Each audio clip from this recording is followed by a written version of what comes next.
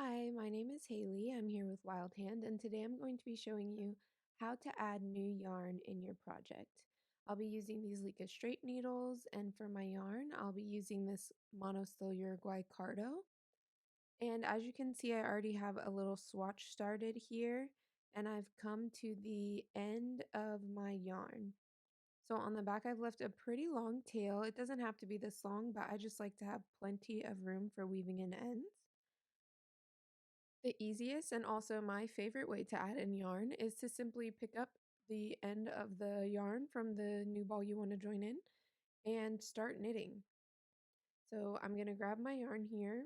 I'm going to hold it with my right hand just to keep it tight for the beginning.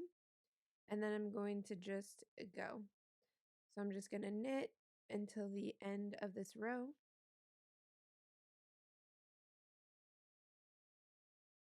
And now you can see that I have kind of a little hole in between where the two yarns are coming off of the back. They make a little gap in the middle. Don't worry about it. We will resolve this at the end. For now, I'm just going to go ahead and knit the rest of my swatch. So I'll start this row.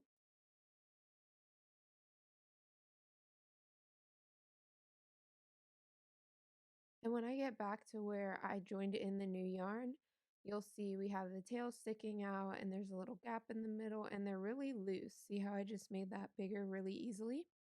So when I knit over these two, or I'm purling, but I'm just going to do it a little more gentle than I normally would, maybe a little slower just for these two stitches so that they don't pull all the way out. But honestly, it doesn't matter too much. You don't have to be extra super careful because all the tension issues will be resolved at the end. For now, I'm just going to finish off this swatch and I'll meet you back here when I have cast it off.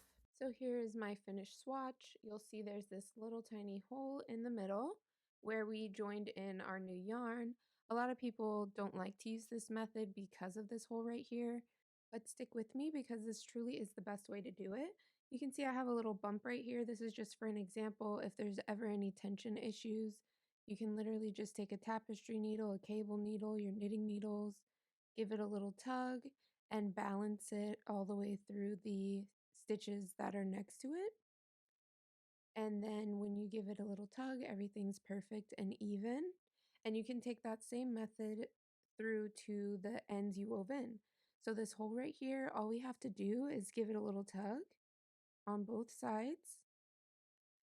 And it's the legs crossing over that's going to give us that final perfect looking finish. So we're going to keep that in mind when weaving in our ends and weave them into the opposite direction of the stitch they're coming from. So I'll go ahead and thread my needle and show you what I mean.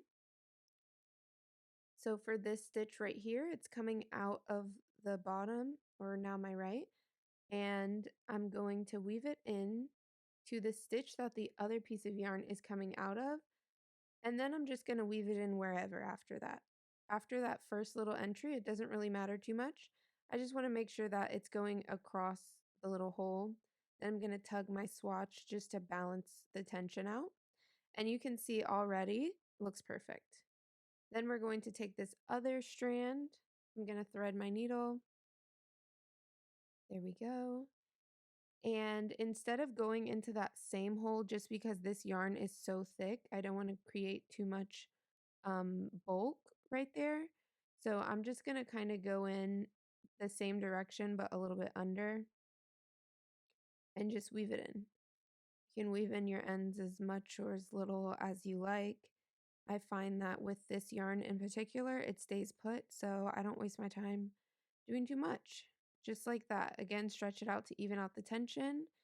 And from the front, you wouldn't even be able to tell where we added in our yarn. It's perfectly smooth and even, except for this piece right here that I'm just going to give a little tug. Just like that. And then balance it out on the other side of the stitch. This is actually a completely different row, but nonetheless, here we are. So between weaving in the ends and using your tapestry needle to balance out the tension, you truly do get a flawless and seamless look, and especially in stockinette, this is really important because the fabric itself is so thin.